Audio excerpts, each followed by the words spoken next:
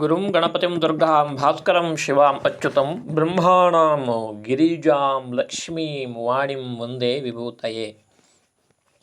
ಶ್ರೀ ದೇವಿ ಭಾಗವತ ಮಹಾಪುರಾಣ ಏಕಾದಶ ಸ್ಕಂದ ಷೋಡಶೋಧ್ಯಾಯ. ನಾರಾಯಣನು ಹೇಳಿದನು, ಎಲೆ ನಾರದನೇ, ಭಸ್ಮಧಾರಣೆ ಮಹಿಮೆಯನ್ನು ವಿಸ್ತಾರವಾಗಿ ಹೇಳಿದೆನು. ಇನ್ನು ಮುಂದೆ ಶ್ರೇಷ್ಠವಾದ ಮತ್ತು ಪುಣ್ಯವನ್ನು ಕೊಡತಕ್ಕ ಸಂಧ್ಯೋಪಾಸನೆಯ ಕ್ರಮವನ್ನು ಹೇಳುವೆನು ಕೇಳು. ಇಲ್ಲಿ ಸಂಧ್ಯೆ ಎಂದರೆ ಸಂಧ್ಯಾಕಾಲಕ್ಕೆ ಆಶ್ರಯ ಸ್ವರೂಪಳಾದ ಗಾಯತ್ರಿ ದೇವಿ ಉಪಾಸನೆ ಎಂದು ಅರ್ಥ. ಸಂಧೋ ಸಂಧ್ಯಾ ಮುಪಾಸಿತ ನೋದಿತೇ ನಾತ್ತಮೇರವೋ. ಸೂರ್ಯನು ಉದಯಿಸುವುದಕ್ಕೆ ಮುಂಚೆಯೇ ಹಾಗೂ ಅಸ್ತಮಾನವಾಗುವುದಕ್ಕೆ ಮುಂಚೆಯೂ ಉಂಟಾದ ಸಂಧಿಕಾಲದಲ್ಲಿ ಸಂಧ್ಯೆಯನ್ನು ಉಪಾಸನೆ ಮಾಡಬೇಕೆಂದು ಯಾಜ್ಞವಲ್ಕ ಋಷಿಗಳು ಹೇಳುವರು. ಇಲ್ಲಿ ಸಂಧ್ಯಾ ಶಬ್ದವು ಗಾಯತ್ರಿ ದೇವಿ ಎಂಬ ಅರ್ಥವನ್ನು ಕೊಡತಕ್ಕದ್ದು. ಸಂಧ್ಯಾತ್ರಯಂತು ಕರ್ತವ್ಯಂ ಎಂದು ಹೇಳಿದ ಕಡೆಯಲ್ಲಿ ಸಂಧ್ಯಾ ಶಬ್ದವು ಸಂಧ್ಯಾಕಾಲದಲ್ಲಿ ಮಾಡಬೇಕಾದ ಕರ್ಮಪದವಾದುದು. ಸಂಧೋ ಎಂದು ಹೇಳಿದ ಯಾಜ್ಞವಲ್ಕರ ಮಾತಿನಲ್ಲಿ ಉಪಲಕ್ಷಣೆಯಿಂದ ಮಧ್ಯಾಹ್ನ ಸಂಧ್ಯೆಯನ್ನು ಗ್ರಹಿಸಬೇಕು. ಪೂರ್ವ ಸಂಧ್ಯಾತು ಗಾಯತ್ರಿ ಸಾವಿತ್ರಿ ಮಧ್ಯಮಾ ಸ್ಮೃತ ಯಾ ಭವೇತ್ ಪಶ್ಚಿಮಾ ಸಂಧ್ಯಾ ಸಾ ವಿಜ್ಞೇಯ ಸರಸ್ವತಿ ಶ್ವೇತಾ ಭವತಿ ಗಾಯತ್ರಿ ಸಾವಿತ್ರಿ ರಕ್ತವರ್ಣಿಕಾ ಕೃಷ್ಣಾ ಸರಸ್ವತಿ ಜ್ಞೇಯ ಸಂಧ್ಯಾತ್ರಯ ಉದಾರತಂ. ಪ್ರಾತಃ ಸಂಧ್ಯಾದಿದೇವಿಯಾದ ಗಾಯತ್ರಿಯು ಬಿಳಿಯ ಬಣ್ಣವುಳ್ಳವಳು, ಮಧ್ಯಾಹ್ನ ಸಂಧ್ಯಾದಿದೇವಿಯಾದ ಸಾವಿತ್ರಿಯು ಕೆಂಪು ಬಣ್ಣವುಳ್ಳವಳು, ಸಾಯಂ ಸಂಧ್ಯಾಭಿಮಾನಿಯಾದ ಸರಸ್ವತಿಯು ಕಪ್ಪ ಬಣ್ಣವುಳ್ಳವಳು ಎಂದು ಆ ಯಾಜ್ಞವಲ್ಕರೇ ಹೇಳಿರುವರು. ಆ ಕ್ರಮದಿಂದಲೇ ಬ್ರಹ್ಮ ರುದ್ರ ವಿಷ್ಣು ರೂಪವನ್ನು ಹೇಳಿರುವರು. ಹೀಗೆ ಹೇಳಿರುವುದು ಬ್ರಹ್ಮ ರುದ್ರ ವಿಷ್ಣುಗಳನ್ನು ಸ್ತ್ರೀ ರೂಪದಿಂದ ಧ್ಯಾನ ಮಾಡಬೇಕೆಂದು ಅಲ್ಲ. ಅವರ ಸಮಾನಾಕಾರವು ಗಾಯತ್ರಿ ಸಾವಿತ್ರಿ ಸರಸ್ವತಿಯರಿಗೆ ಇರುವುದೆಂಬುದರಿಂದ ಹೇಳಿದ ಮಾತಾಗಿದೆ. ಉಪಾಸನೆ ಎಂದರೆ ಮನಸ್ಸಿನಲ್ಲಿ ಧ್ಯಾನ ಮಾಡುವುದು ಮಾತ್ರ. ನ ಭಿನ್ನ ಪ್ರತಿಪದ್ಯೇತ ಗಾಯತ್ರೀಂ ಬ್ರಹ್ಮಣಾ ಸಹ ಸಾ ಅಹಮಸ್ಮಿ ತ್ಯುಪಾಸೀತ ವಿಧಿನಾಯೇನ ಕೇನಚಿತ್. ಗಾಯತ್ರಿ ದೇವಿಯನ್ನು ಪರಬ್ರಹ್ಮನಿಗಿಂತ ಬೇರೆಯಾದವಳೆಂದು ತಿಳಿಯಬಾರದು. ಆ ದೇವಿಯೇ ನಾನು ಎಂದು ಯಾವ ಮಾರ್ಗದಿಂದಲಾದರೂ ಉಪಾಸನೆ ಮಾಡಬೇಕು ಎಂದು ವ್ಯಾಸರು ಹೇಳಿರುವರು ಎಂದು ಕೆಲವರು ಹೇಳಿರುವರು. ಮತ್ತೆ ಕೆಲವರು ಧ್ಯಾನದೊಡನೆ ಕೂಡಿದ ಮಂತ್ರಜಪವನ್ನು ಉಪಾಸನೆ ಎನ್ನುವರು. ಇದಕ್ಕೆ ಪ್ರಮಾಣವಾಗಿ ಯಾಸಾ ಸಂಧ್ಯಾ ಜಗತ್ ಸುತ್ತೀರ್ಮಾ ಯಾತಿ ತಾಹಿ ನಿಷ್ಕಲ ಈಶ್ವರಿ ಕೇವಲ ಶಕ್ತಿ ತತ್ವತ್ರಯ ಸಮುದ್ಭವ ಧೃತ್ವಾರ್ಕಮಂಡಲಾಗತಾಂ ಸಾವಿತ್ರಿಂ ಪ್ರಜಪೇದ್ಬುಧಃ. ಮಾಯಾತೀತವಾದ ನಿಷ್ಕಲಂಕವಾದ ಪರಬ್ರಹ್ಮ ತತ್ವವು ಪ್ರಪಂಚ ಸೃಷ್ಟಿಗೆ ಕಾರಣವಾದ ಈಶ್ವರ ತತ್ವವು ಕೇವಲ ಶಕ್ತಿ ತತ್ವವು ಮೂರು ಸೇರಿ ಸಂಧಿ ಎಂಬ ಹೆಸರು ಹೊಂದಿರುವುದು. ಸೂರ್ಯಮಂಡಲದಲ್ಲಿರುವ ಸಾವಿತ್ರಿ ದೇವಿಯನ್ನು ಧ್ಯಾನ ಮಾಡಿ ಮಂತ್ರಜಪವನ್ನು ಮಾಡಬೇಕು ಎಂದು ಕೂರ್ಮಪುರಾಣ ವಚನವನ್ನು ದೇವತಾಧ್ಯಾಯ ಜಪಂ ಕುರ್ಯಾತ್ ಎಂಬ ಶಂಕ ಸ್ಮೃತಿಯನ್ನು ಹೇಳುವರು. ಅಶ್ವಲಾಯನರು ಮನುವರು ಜಪಕ್ಕೆ ಪ್ರಾಧಾನ್ಯವನ್ನು ಕೊಟ್ಟಿರುವರು. ವ್ಯಾಸರು ಮಂತ್ರಧ್ಯಾನಕ್ಕೆ ಉಪಾಸನೆ ಎಂದು ಹೇಳುವರು. ಗಾಯತ್ರಿ ಮಂತ್ರಾರ್ಥದಿಂದ ಸೂರ್ಯಮಂಡಲಾಂತರ್ಗತವಾದ ಬ್ರಹ್ಮಚೈತನ್ಯಕ್ಕಿಂತ ಅಭಿನ್ನವಾದ ಮೂರು ಸಂಧ್ಯೆಗಳಲ್ಲಿಯೂ ಗಾಯತ್ರಿ ಸಾವಿತ್ರಿ ಸರಸ್ವತಿ ರೂಪವನ್ನು ಧರಿಸಿದ ಒಂದೇ ದೇವತೆಯನ್ನು ಮೂರು ಸಂಧ್ಯೆಯಲ್ಲಿಯೂ ಧ್ಯಾನ ಮಾಡಬೇಕೆಂದು ಸಂಧ್ಯಾಕಾಲವನ್ನು ಬಿಟ್ಟು ಮಂತ್ರಜಪ ಮಾಡುವ ಸಂದರ್ಭದಲ್ಲಿ ಮುಕ್ತಾವಿದ್ರುಮ ಹೇಮನೀಲ ಇತ್ಯಾದಿಯಾದ ಧ್ಯಾನ ಶ್ಲೋಕೋಕ್ತವಾದ ದೇವಿಯನ್ನು ಉಪಾಸನೆ ಮಾಡಬೇಕೆಂದು ಸಿದ್ಧವಾಗುವುದು. ಒಟ್ಟಿನಲ್ಲಿ ಧ್ಯಾನಕ್ಕಾಗಲಿ ಜಪಕ್ಕಾಗಲಿ ಒಂದೇ ದೇವತೆ ಎಂದು, ಅದು ಪರಬ್ರಹ್ಮಕ್ಕಿಂತ ಬೇರೆಯಾದುದಲ್ಲ ಎಂದು, ಈ ಪರಬ್ರಹ್ಮ ತತ್ವವೇ ನಾನೆಂಬ ತಿಳುವಳಿಕೆ ಬಂದು ಆ ಜ್ಞಾನ ದೃಢವಾಗುವುದೇ ಸಂಧ್ಯೆಯ ಪ್ರಯೋಜನವೆಂದು ಹೇಳಿದ ಹಾಗಾಯಿತು. ದೇವರ್ಷಿಗಳಲ್ಲಿ ಶ್ರೇಷ್ಠನಾದ ನಾರದನೇ ಕೇಳು. ನಕ್ಷತ್ರಗಳು ಕಾಣುತ್ತಿರುವಾಗಲೇ ಪ್ರಾತಃ ಸಂಧ್ಯೆಯನ್ನು, ಸೂರ್ಯನು ಎತ್ತಿಯ ಮೇಲಕ್ಕೆ ಬಂದಾಗ ಮಧ್ಯಾಹ್ನ ಸಂಧ್ಯೆಯನ್ನು, ಸೂರ್ಯನು ಕಾಣುತ್ತಿರುವಾಗಲೇ ಸಾಯಂ ಸಂಧ್ಯೆಯನ್ನು ಮಾಡಲು ಪ್ರಾರಂಭಿಸಬೇಕು. ಅದರ ವಿಭಾಗಗಳನ್ನು ಹೇಳುವೆನು ಕೇಳು. ನಕ್ಷತ್ರಗಳು ಕಾಣುತ್ತಿರುವಾಗಲೇ ಪ್ರಾತಃ ಸಂಧ್ಯೆಯನ್ನು ಮಾಡುವುದು ಉತ್ತಮ ಪಕ್ಷವು. ನಕ್ಷತ್ರಗಳು ಕಾಣದಿರುವಾಗ ಮಾಡುವುದು ಮಧ್ಯಮ, ಸೂರ್ಯೋದಯವಾದ ಮೇಲೆ ಮಾಡುವುದು ಅಧಮ ಪಕ್ಷ. ಸಾಯಂ ಸಂಧಿಯನ್ನು ಕೂಡ ಸೂರ್ಯನು ಕಾಣುತ್ತಿರುವಾಗಲೇ ಮಾಡುವುದು ಉತ್ತಮ, ಸೂರ್ಯಾಸ್ತಮವಾದ ಮೇಲೆ ಮಾಡುವುದು ಮಧ್ಯಮ, ನಕ್ಷತ್ರಗಳು ಕಾಣುವಾಗ ಮಾಡುವುದು ಅಧಮ ಪಕ್ಷ. ಬ್ರಾಹ್ಮಣನೇ ವೃಕ್ಷವು ಸಂಧಿಯ ಬೇರುಗಳು, ಧರ್ಮಕರ್ಮಗಳೇ ಎಲೆಗಳು, ವೇದಕರ್ಮಗಳೇ ಕೊಂಬೆಗಳು. ಆದ್ದರಿಂದ ಬೇರುಗಳನ್ನು ಪ್ರಯತ್ನಪೂರ್ವಕವಾಗಿ ಕಾಪಾಡಬೇಕು. ಬೇರು ಕತ್ತರಿಸಿ ಹೋದರೆ ಮರವೂ ಇರುವುದಿಲ್ಲ, ಕೊಂಬೆಗಳು ಇರುವುದಿಲ್ಲ. ಬ್ರಾಹ್ಮಣ್ಯವೂ ವೇದವೂ ಇರಬೇಕಾದರೆ ಇವುಗಳಿಗೆ ಕಾರಣವಾದ ಸಂಧ್ಯೋಪಾಸನೆಯನ್ನು ಬ್ರಾಹ್ಮಣನಾದವನು ಅವಶ್ಯವಾಗಿ ಮಾಡಲೇಬೇಕು. ಯಾವ ಬ್ರಾಹ್ಮಣನು ಸಂಧ್ಯಾಕರ್ಮದ ವಿವರವನ್ನು ತಿಳಿಯನು ಮತ್ತು ಆ ಸಂಧ್ಯೋಪಾಸನೆಯನ್ನು ಮಾಡನೋ ಅವನು ತಾನು ಬದುಕಿರುವವರೆಗೂ ಶುದ್ಧನಂತಿದ್ದು ಸತ್ತ ಮೇಲೆ ನಾಯಿಯಾಗಿ ಹುಟ್ಟುವನು. ಆದುದರಿಂದ ಪ್ರತಿದಿನ ಶ್ರೇಷ್ಠವಾದ ಈ ಸಂಧ್ಯಾ ಕರ್ಮವನ್ನು ಆಚರಿಸಬೇಕು. ಅಲ್ಲದೆ ಹಾಗೆ ಮಾಡದಿದ್ದರೆ ಬ್ರಾಹ್ಮಣನು ಬೇರೆ ಯಾವ ಕರ್ಮವನ್ನು ಮಾಡುವುದಕ್ಕೂ ಅಧಿಕಾರಿಯಾಗಲಾರ. ಸೂರ್ಯನ ಉದಯಾಸ್ತಮಯಗಳಾದ ಮೇಲೆ 3 ಗಳಿಗೆಯವರೆಗೆ ಸಂಧ್ಯೋಪಾಸನೆಯನ್ನು ಮಾಡುವ ಸಂದರ್ಭದಲ್ಲಿ ಪ್ರಾಯಶ್ಚಿತ್ತವನ್ನು ಮಾಡಿಕೊಳ್ಳಬೇಕಾಗುವುದು. ಸಂಧ್ಯೆಗೆ ಕಾಲ ಅತಿಕ್ರಮಿಸದೆ ಪ್ರಾಯಶ್ಚಿತ್ತಕ್ಕಾಗಿ 4ನೇ ಅರ್ಘ್ಯವನ್ನು ಕೊಡಬೇಕು. ಇನ್ನೂ ಹೆಚ್ಚು ಕಾಲ ಅತಿಕ್ರಮಿಸದೆ ಮೊದಲು 108 ಗಾಯತ್ರಿ ನಿಲ್ಲಿಸಿ ಆಮೇಲೆ ಸಂಧ್ಯೆಯನ್ನು ಆಚರಿಸಬೇಕು. ಯಾವ ಕಾಲದಲ್ಲಿ ಯಾವ ಕರ್ಮವನ್ನು ಮಾಡಬೇಕಾದರೂ ಆ ಕಾಲಾದಿದೇವಿಯಾದ ಸಂಧ್ಯೆಯನ್ನು ಉಪಾಸನೆ ಮಾಡಿ ಮೇಲೆ ಕಾಲಪ್ರಾಪ್ತವಾದ ಕರ್ಮವನ್ನು ಆಚರಿಸಬೇಕು. ಸಂಧ್ಯೋಪಾಸನೆಯನ್ನು ಮನೆಯಲ್ಲಿ ಸಾಧಾರಣ ಫಲವನ್ನು, ಗೋವಿನ ಕೊಟ್ಟಿಗೆಯಲ್ಲಿ ಮಧ್ಯಮ ಫಲವನ್ನು, ನೈತೀರದಲ್ಲಿ ಉತ್ತಮ ಫಲವನ್ನು, ದೇವಿಯ ಗ್ರಹದಲ್ಲಿ ಉತ್ತಮ ಫಲವನ್ನು ಕೊಡುವುದು.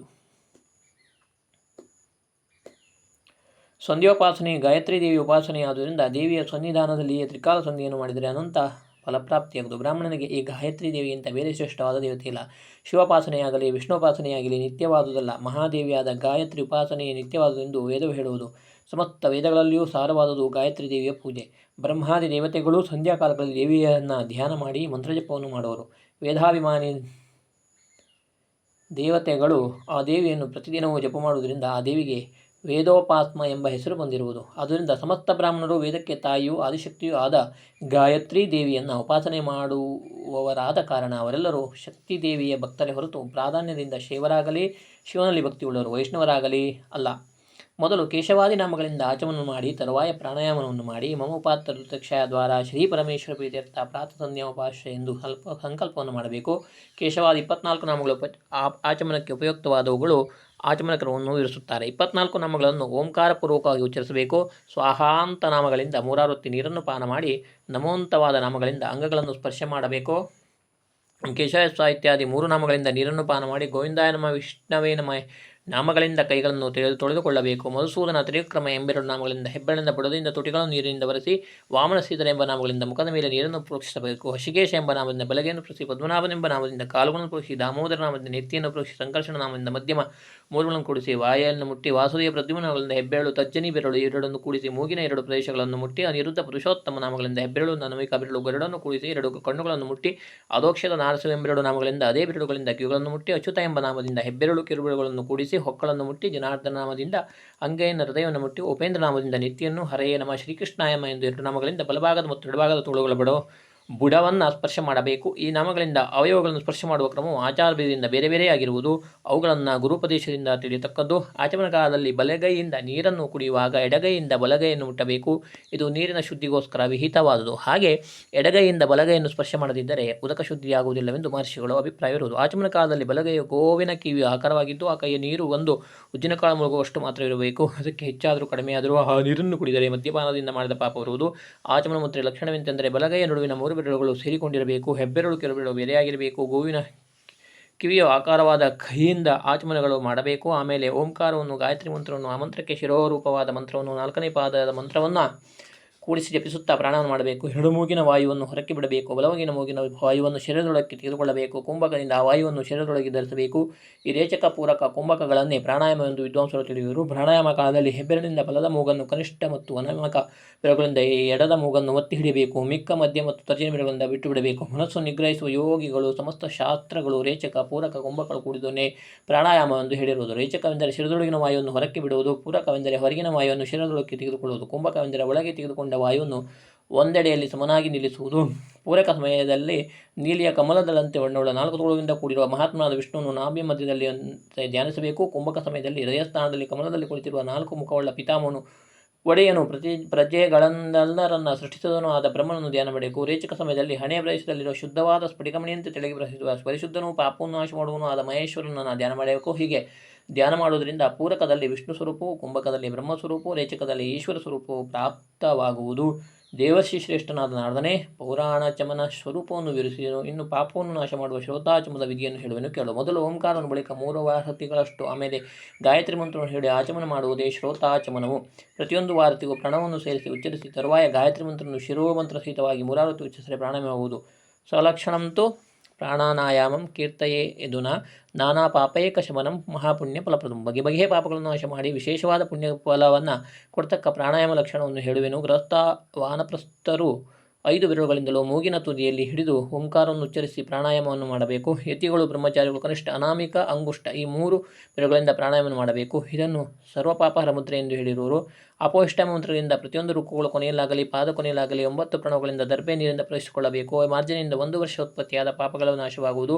ಆಮೇಲೆ ಆಚಮನ ಮಾಡಿ ಸೂರ್ಯಾಶ್ಚ ಮನುಷ್ಯ ಎಂಬ ಮಂತ್ರದಿಂದ ನೀರನ್ನು ಅಭಿಮಂತ್ರಿಸಿ ಕುಡಿಯಬೇಕು. ನೀರನ್ನು ಕುಡಿಯುವುದರಿಂದ ಮನಸ್ಸಿನ ಸಂಬಂಧವಾದ ಪಾಪಗಳು ನಾಶವಾಗುವುದು. ಆಮೇಲೆ ಪ್ರಣವಾವರತ್ತಿ ಗಾಯತ್ರಿ ಮತ್ತು ಅಪುಷ್ಟೆಂಬ ಸೂಕ್ತ ಈ ಮಂತ್ರಗಳಿಂದ ಪುನಃ ಮಾರ್ಜನೆಯನ್ನು ಮಾಡಬೇಕು. ತರುವಾಯ ಬಲಗೈಯನ್ನು ಗೋವಿನ ಕಿವಿಯಂತೆ ಮಾಡಿಕೊಂಡು ನೀರನ್ನು ಹಿಡಿದುಕೊಂಡು ಮೂಗಿನ ಸಮೀಪಕ್ಕೆ ತೆಗೆದುಕೊಂಡು ಹೋಗಿ ಹೊಟ್ಟೆ ಎಡಗಡೆ ಕಪ್ಪು ಬಣ್ಣದ ಪಾಪಪುರುಷನ್ನು ಸ್ಮರಿಸಿ ಋತಂಚ ಸತ್ಯಂಚ ಎಂಬ ಮಂತ್ರವನ್ನಾಗಲಿ ದೃಪದಾದಿನ ಎಂಬ ಮಂತ್ರವನ್ನಾಗಲಿ ಉಚ್ಚರಿಸಿ ಎಡಭಾಗದ ಮೂಗಿನ ಶ್ವಾಸ ಮಾರ್ಗವಾಗಿ ಆ ಪಾಪವನ್ನು ಕೈಯಲ್ಲಿರುವ ನೀರಿನಲ್ಲಿ ತಂದು ಆ ನೀರನ್ನು ನೋಡದೆ ಎಡಭಾಗದಲ್ಲಿ ಕಲ್ಲಿನ ಮೇಲೆ ಚೆಲ್ಲಬೇಕು. ಆಮೇಲೆ ನನ್ನ ಶರೀರವು ಪಾಪರಹಿತವಾಯಿತೆಂದು ಭಾವಿಸಬೇಕು. ಆಮೇಲೆ ಎದ್ದು ನಿಂತು 2 ಕಾಲುಗಳನ್ನು ಜೋಡಿಸಿಕೊಂಡು ಹೆಬ್ಬೆರಳು ಮತ್ತು ತರ್ಜನಿಯ ಬೆರಳುಗಳನ್ನು ಬಿಟ್ಟು ಮಿಕ್ಕ ಬೆರಳುಗಳನ್ನು ಜೋಡಿಸಿ ಬೊಗಸೆಯಲ್ಲಿ ನೀರನ್ನು ಹಿಡಿದು ಗಾಯತ್ರಿ ಅಭಿಮಂತ್ರ ಸೂರ್ಯನು ನೋಡಿ ಮೂರಾರತಿ ನೀರನ್ನು ಚೆಲ್ಲಬೇಕು. ಎಲೆ ಮುನಿಶ್ರೇಷ್ಠನೇ, ಅರ್ಘ್ಯವನ್ನು ಬಿಡುವ ವಿಧಿಯೇ ಇದು.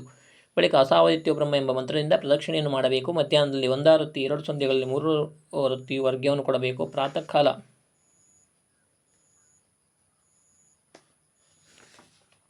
ದಲ್ಲಿ ಸ್ವಲ್ಪ ಬಗ್ಗಿಯೂ ಮಧ್ಯಾಹ್ನದಲ್ಲಿ ದಂಡದಂತೆ ನಿಂತು ಸಾಯಂಕಾಲದ ಆಸನದಲ್ಲಿ ಕುಳಿತು ದ್ವಿಜರು ಅರ್ಘ್ಯದ ನೀರನ್ನು ಚೆಲ್ಲಬೇಕು. ನಾರದ ಮುನಿಯೇ, ಅರ್ಘ್ಯ ನೀರನ್ನು ಚೆಲ್ಲುವುದಕ್ಕೆ ಕಾರಣವನ್ನು ಹೇಳುವೆನು ಕೇಳು. ಮಂದೇಹರೆಂಬ ಹೆಸರಿನ ಮಹಾಶೂರನಾದ 30 ಕೋಟಿ ರಾಕ್ಷಸರಿರುವರು. ಅವರು ಭಯಂಕರವಾದ ಆಕಾರದಿಂದ ಸೂರ್ಯನ ನುಂಗುವುದಕ್ಕೆ ಬರುವರು. ಆಗ ದೇವತೆಗಳು, ಮಹಾತಪಸ್ಸುಗಳಾದ ಋಷಿಗಳು, ಮಹಾಮಹಿಮಳಾದ ಸಂಧ್ಯಾದೇವಿಯನ್ನು ಉಪಾಸನೆ ಮಾಡಿ ಅರ್ಘ್ಯದ ನೀರನ್ನು ಚೆಲ್ಲುವರು. ಈ ನೀರು ಮಂತ್ರಶಕ್ತಿಯಿಂದ ವಜ್ರಾಯುಧವಾಗಿ ಆ ರಾಕ್ಷಸರನ್ನು ಸುಟ್ಟು ಬಿಡುವುದು. ತೈತ್ತರೀಯ ಶ್ರೋತ್ರಿಯಲ್ಲಿ ತಾ ಆಪೋ ವಜ್ರೇ ಭೂತಾಸ್ತಾನಿ ರಕ್ಷಾಂಸಿ ಮಂದೇಹಾರುಣೇ ದ್ವಿಪೆ ಪ್ರಕ್ಷಿಪಂತಿ ಎಂದು ಹೇಳಿದೆ.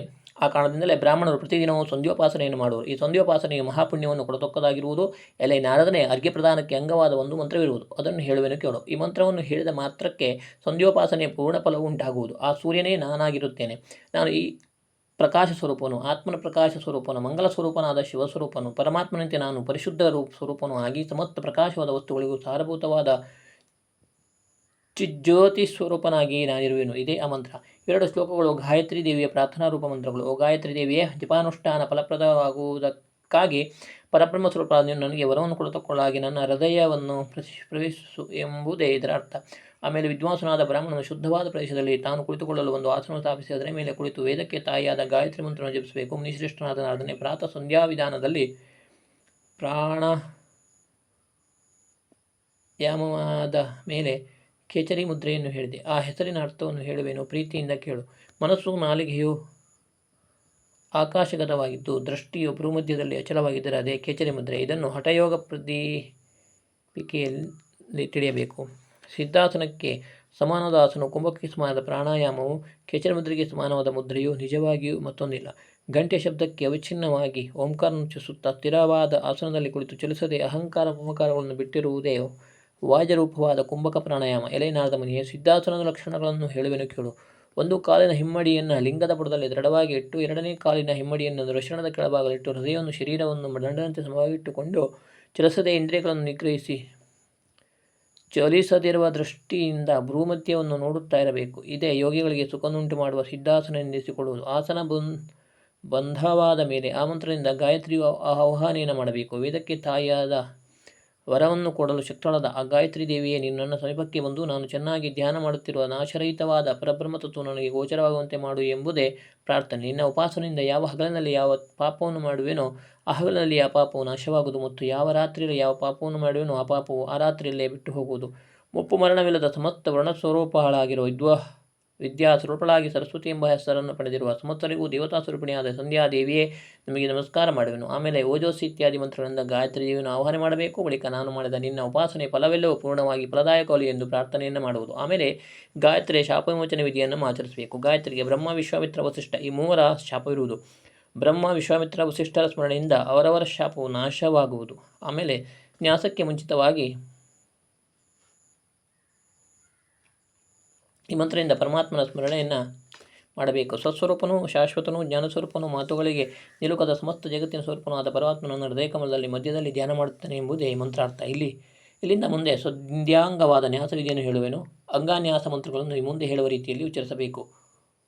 ಓಂ ಭೂ ಪಾದಾಭ್ಯ ನಮಃ, ಓಂ ಭುವಜ್ಞಾನೋಭ್ಯ ನಮಃ, ಕಾಸೋ ಕಟಿಭ್ಯ ನಮಃ, ಮಹಾನಾಭ್ಯ ನಮಃ, ಜನಹೃದಯಾಯ ನಮಃ, ತಪಕವ ಕಂಠಾಯ ನಮಃ, ಓಂ ಸತ್ಯಂ ಲಲಾಟಾಯ ನಮಃ, ಓಂ ತತ್ಸವಿತುರ್ಬ್ರಹ್ಮಾತ್ಮನೇ ಹೃದಯಾಯ ನಮಃ, ವರೆಣ್ಯಂ ವಿಷ್ಣುವಾತ್ಮನೇ ಶಿರಸಿ ಸ್ವಾಹ ಭರ್ಗೋ ದೇವಸ್ಯ ರುದ್ರಾತ್ಮಜಿಕಾಯೇ ನಮಃ, ಧೀಮಹಿ ಶಕ್ತ್ಯಾತ್ಮನೇ ಕವಚಾಯಂ ಧಿಯೋ ಯೋ ನ ಕಾಲಾತ್ಮನೇ ತತ್ರಯ ಷಡು ಪ್ರಚೋದಯ ಸರ್ವಾತ್ಮನೇ ತತ್ರಯ ಪಟೋ. ಮಹಾಮುನಿಯಾದ ನಾರದನೇ, ಪಾಪಹರವಾದ ಗಾಯತ್ರಿ ವರ್ಣದಿಂದುಂಟಾದ ಅಕ್ಷರನ್ಯಾಸವನ್ನು ಹೇಳುವನು ಕೇಳು. ಓಂ ತತ್ ಪಾದಾಂಗುಷ್ಟಾಭ್ಯ ನಮಃ, ವಲ್ಪಾಯ ನಮಃ, ಓಂ ವೀಂ ಜಂಗಾಭ್ಯ ನಮಃ, ಓಂ ತುಃ ಜಾನಾಭ್ಯ ನಮಃ, ಓಂ ಊರುಭ್ಯ ನಮಃ, ಹರೇ ಗುಧಾಯ ನಮಃ, ಲಿಂಗಾಯ ನಮಃ, ಯಂ ಕಠೇ ನಮಃ, ಭನಾಭ್ಯೇ ನಮಃ, ಘೋರ್ದಯಾಯ ನಮಃ, ದೇಹಸ್ತನಾಭ್ಯ ನಮಃ, ಓಂ ಓಂ ಹೃದಯ ನಮಃ, ಹಾಸ್ಯ ಕಂಠಾಯ ನಮಃ, ಧೀ ಮುಖಾಯ ನಮಃ, ತಾಲುಭ್ಯ ನಮಃ, ಹೈ ನಾಸಿಕಾಯ ನಮಃ, ಧೀ ನೇತ್ರಾಭ್ಯ ನಮಃ, ಓಂ ಯೋ ಭ್ರೂರ್ಮಧ್ಯಾಯ ನಮಃ, ಯೋ ಲಲಾಟಾಯ ನಮಃ, ಓಂ ನಃ ಪೂರ್ವಮುಖಾಯ ನಮಃ, ಓಂ ದಕ್ಷಿಣಮುಖಾಯ ನಮಃ, ಛೋ ಪಶ್ಚಿಮಮುಖಾಯ ನಮಃ, ಧ ಉತ್ತರಮುಖಾಯ ನಮಃ, ಓಂ ಯಾ ಮೂರ್ಧೇನ ಮಹತಃ ವ್ಯಾಪಕಾಯ ನಮಃ. ಇಲ್ಲಿ ಈ ಅಕ್ಷರ ವಿನ್ಯಾಸಗಳನ್ನು ಹೇಳುವುದರಿಂದ ಋಷಿದೇವತಾ ಸಂದರ್ಶನ ನ್ಯಾಸಗಳು ಸೂಚಿತವಾದಂತಾಯಿತು. ಈ ನ್ಯಾಸಗಳನ್ನು ಗ್ರಂಥಾಂತರದಿಂದ ತಿಳಿಯಬೇಕು. ವಿನ್ಯಾಸ ವಿಧಿಯನ್ನು ಜಪಾಸಕ್ತರಾದ ಕೆಲವರು ಅಪೇಕ್ಷಿಸುವುದಿಲ್ಲ. ಗೃಹ್ಯ ಸೂತ್ರದಲ್ಲಿ ಶುಚೋದೇಶೇ ದರ್ಭಾಂಬ ಸೋಕ್ಷಿತೆ ದರ್ಭಾ ನಾಸ್ತಿ ವಾರತಿ ವಿರೂಪವಿಶ್ಯ ಪ್ರಾಣಾಯಾಮತ್ರಯಂ ಕೃತ್ವ ಆತ್ಮಾನಂ ವಾರತಿಭಿರಭ್ಯುಕ್ಷ ಸಾವಿತ್ರ್ಯಾಂ ಋಷಿದೇವತಾ ಛಂದಾಸ್ಯಾನುಸ್ಮೃತ್ಯ ಷಡ್ಭಿತ್ತದಂಗ ಮಂತ್ರೇರಿತ್ಯಾದಿ ನ್ಯಸೇ ದೇಶೋಂಘನ್ಯಾಸಃ ಎನುಮಪ್ಯೇಕೆ ನೆಚ್ಛಂತಿ ಸಹಿ ವಿಧೀರ ವೈದಿಕ ಇತ್ಯುಕ್ತಂ ಎಂದು ಹೇಳಿದರು. ಆದ್ದರಿಂದ ಅಂಗನ್ಯಾಸ ಮಾಡಿದರೆ ಪ್ರತ್ಯವಾಯವಿಲ್ಲ, ಮಾಡಿದರೆ ಒಳ್ಳೆಯದು ಎಂದು ಹೇಳಿದಂತೆ. ಆಮೇಲೆ ಜಗತ್ತಿಗೆ ತಾಯಿಯಾದ ಗಾಯತ್ರಿ ದೇವಿಯನ್ನು ಧ್ಯಾನಿಸಬೇಕು. ಗಾಯತ್ರಿ ದೇವಿಯ ಪ್ರಕಾಶಮಾನವಾದ ದಾಸವಾಳದ ಹೂವಿನ ಕಾಂತಿಯಂತೆ ಕೆಂಪಾದ ಮೈಬಣ್ಣದಿಂದ ಕೂಡಿ ಕೆಂದಾವರಿಯ ಪೀಠದ ಮೇಲೆ ಕುಳಿತಿರುವಳು. ಅವಳು ಶರೀರವು ಯಾವಾಗಲೂ ಕೋಮಾರಾವಸ್ಥೆಯಿಂದ ಕೂಡಿರುವುದು. ಮೈಗೆಲ್ಲವೂ ಕೆಂಪು ಗಂಧವನ್ನು ಬಳಿದುಕೊಂಡು ಕೆಂಪಾದ ಹೂವನ್ನು ಮುಡಿದಿರುವಳು. ಅವಳಿಗೆ 4 ಮುಖ 4 ತೋಳುಗಳು ಇರುವುದು. ಒಂದೊಂದು ಮುಖಕ್ಕೆ 2 ಕಣ್ಣುಗಳು. ಶೃಕ್ ಎಂಬ ಜಪಮಾಲೆ ಕಮಂಡಲುಗಳನ್ನು ಕೈಯಲ್ಲಿ ಧರಿಸಿರುವಳು. ಸಮಸ್ತ ಆಭರಣಗಳಿಂದ ಪ್ರಕಾಶಿಸಿರುವಳು. ಋಗ್ವೇದವನ್ನು ಹೇಳುತ್ತಿರುವಳು. ಹಂಸಪಕ್ಷಿ ಮೇಲೆ ರಕ್ತ ಕಮಲದ ಮೇಲೆ ಕುಳಿತಿರುವಳು. ಅಹನಿಯಾಗ್ನಿ ಸ್ವರೂಪಳಾಗಿರುವಳು. ಈ ದೇವಿಯನ್ನು ಚತುರ್ಮುಖ ಬ್ರಹ್ಮನು ಉಪಾಸನೆ ಮಾಡುವನು. ಈ 4 ವೇದಗಳು ದೇವಿಯ 4 ಪಾದಗಳು. ಪೂರ್ವ ದಕ್ಷಿಣ ಪಶ್ಚಿಮ ಉತ್ತರ ಊರ್ಧ್ವ ಅಧರ ಅಂತರಿಕ್ಷ ಅವಾಂತರ ಎಂಬ 8 ದಿಕ್ಕುಗಳೇ ಅಷ್ಟಕುಕ್ಷಿಗಳು. ವ್ಯಾಕರಣ ಶಿಕ್ಷಾ ಕಲ್ಪ ನಿರುಕ್ತ ಜ್ಯೋತಿಷ ಇತಿಹಾಸ ಪುರಾಣ ಉಪನಿಷತ್ತುಗಳೆಂಬ 7 ಶಿರಸ್ಸುಗಳು. ಅಗ್ನೇಯ ದೇವಿಯ ಮುಖ, ರುದ್ರನೇ ಕುದುರಳು, ವಿಷ್ಣುವೇ ಮನಸ್ಸು. ಇಂತಹ ಮಹೇಶ್ವರಿಯಾದ ಗಾಯತ್ರಿ ದೇವಿಯನ್ನು ಮನಸ್ಸಿನಲ್ಲಿ ಧ್ಯಾನಿಸಬೇಕು. ಆ ಗಾಯತ್ರಿ ದೇವಿಗೆ ಬ್ರಹ್ಮನೇ ಕವಚ, ಸಾಂಖ್ಯನ ಗೋತ್ರವು ಸೂರ್ಯಮಂಡಲದ ಮಧ್ಯದಲ್ಲಿರುವಳು ಎಂದು ಆ ದೇವಿಯನ್ನು ಧ್ಯಾನ ಮಾಡಿದ ಮೇಲೆ ಆ ದೇವಿಗೆ ಪ್ರೀತಿಪಾತ್ರವಾದ ಮಂಗಳಕರವಾದ ಮುದ್ರೆಗಳನ್ನು ಪ್ರದರ್ಶಿಸಬೇಕು. ಸಮ್ಮುಖ, ಸಂಪುಟ, ವಿತತ, ವಿಸ್ತೃತ, ದ್ವಿಮುಖ, ತ್ರಿಮುಖ, ಚತುರ್ಮುಖ, ಪಂಚಮುಖ, ಷಣ್ಮುಖ, ಅಧೋಮುಖ, ವ್ಯಾಪಕ, ಆಂಜಲಿಕ, ಶಕಟ, ಯಮಪಾಶ, ಗ್ರದಿತ, ಸಮ್ಮೋಕೋನ್ಮುಖ, ವಿಲಂಬ, ಮುಷ್ಟಿಕ, ಮತ್ಸ್ಯಕೂರ್ಮ, ವರಾಹಕ, ಸಿಂಹಾಕ್ರಾಂತ, ಮಹಾಕ್ರಾಂತ, ಮುದ್ಗರ, ಪಲ್ಲವ ಈ 24 ಮುದ್ರೆಗಳನ್ನು ಗಾಯತ್ರಿ ದೇವಿಗೆ ಪ್ರದರ್ಶಿಸಬೇಕು. ಈ ಮುದ್ರಾಲಕ್ಷಣಗಳನ್ನು ಗುರುಗಳಿಂದ ಅನುಭವಪೂರ್ವಕವಾಗಿ ತಿಳಿಯಬೇಕು. ಬರವಣಿಗೆಯಿಂದ ಎಷ್ಟು ವಿವರಿಸಿದರೂ ಮುದ್ರಾಕರಣವು ಸಾಧ್ಯವಾಗಲಾರದು. ಬುದ್ಧಿವಂತವನಾದನು ಶತಾಕ್ಷರ ಗಾಯತ್ರಿಯನ್ನು ಒಂದಾವೃತ್ತಿ ಜಪಿಸಬೇಕು. ಇದು ಮಹಾಪುಣ್ಯ ಫಲಪ್ರದವಾದು. ಆ ಗಾಯತ್ರಿಯವೆಂದರೆ ಪ್ರಸಿದ್ಧವಾದ 24 ಅಕ್ಷರದ ಗಾಯತ್ರಿ ಮಂತ್ರ ಒಂದು, ಜಾತವೇಸೆ ಎಂಬ ಒಂದು ಮಂತ್ರ, ತ್ರ್ಯಂಬಕ ಯಜಮಹೇ ಒಂದು ಮಂತ್ರ. ಈ 3 ಮಂತ್ರಗಳು ಸೇರಿ ಶತಾಕ್ಷರ ಗಾಯತ್ರಿಯಾಗುವುದು.